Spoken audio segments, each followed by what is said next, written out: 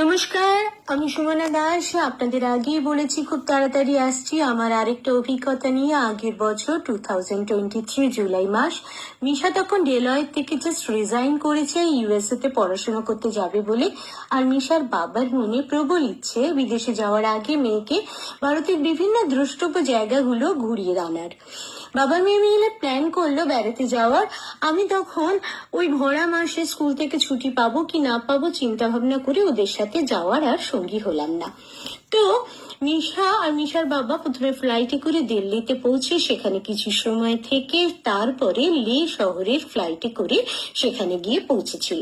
আমার তো বাড়িতে ভীষণ মন খারাপ। মিশা আর মিশার বাবা অনেক অনেক ভিডিও আর ছবি আমাকে হোয়াটসঅ্যাপে পাঠাচ্ছে, সেগুলোই তখন আমার সান্ত্বনা।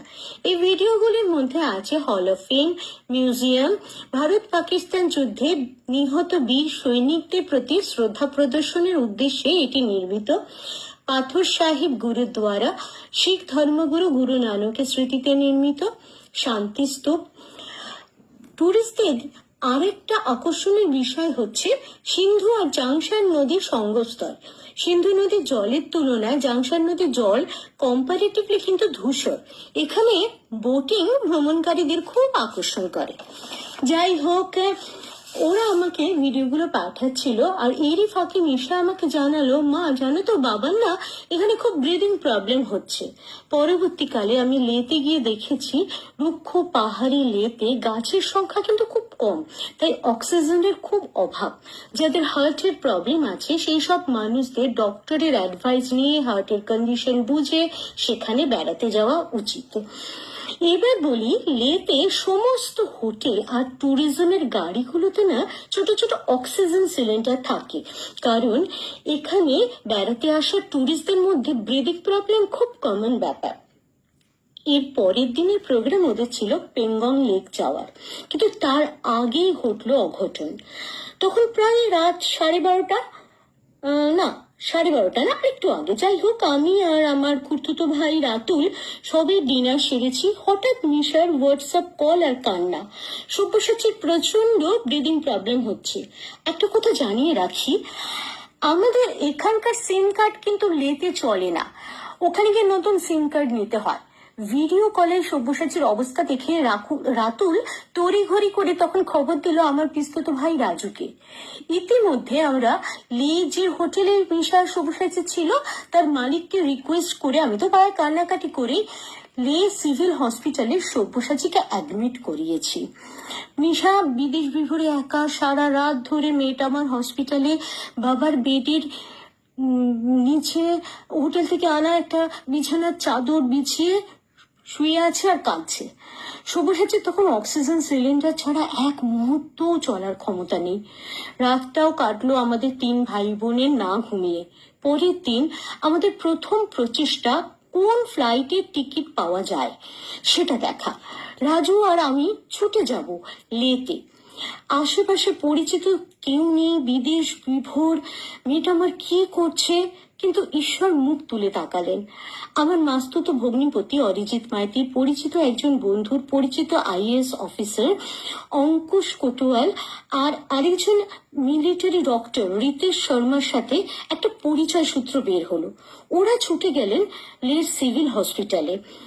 আইএএস অফিসারের নির্দেশে হসপিটালের ডাক্তার নার্স সবাই সব্যসাচীকে একটা স্পেশাল ট্রিটমেন্ট দিতে শুরু করলো। লে শহরে একটি মাত্রই সিভিল হসপিটাল, বাকি মিলিটারি হসপিটাল কিন্তু রয়েছে।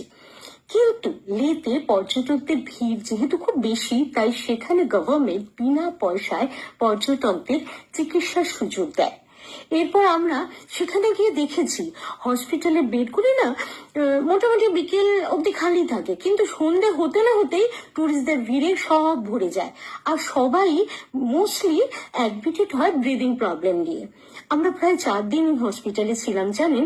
সব্যসাচী একটু একটু করে সুস্থ হয়ে উঠলেন, কিন্তু এরপরে যে প্রবলেমটা আমাদের ফেস করতে হলো সেটা হচ্ছে পেশেন্টকে নিয়ে দিল্লি থেকে আমরা যে লে থেকে দিল্লিতে ফ্লাইটে নামবো, সেখানে ফ্লাইটের কোনো ফ্লাইটই আমাদের অক্সিজেন সিলিন্ডার দিতে পারছে না।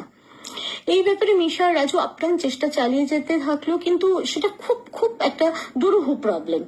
আবার এগিয়ে এলেন সব্যসাচী শিবপুর বি কলেজে বন্ধু বান্ধবরা, তারা আজকে অনেকেই মানে এয়ার ইন্ডিয়ার উঁচু পোস্টে রয়েছেন, তাদেরই সাহায্য নিয়ে আমরা একটা অক্সিজেন সিলিন্ডারের ব্যবস্থা করলাম।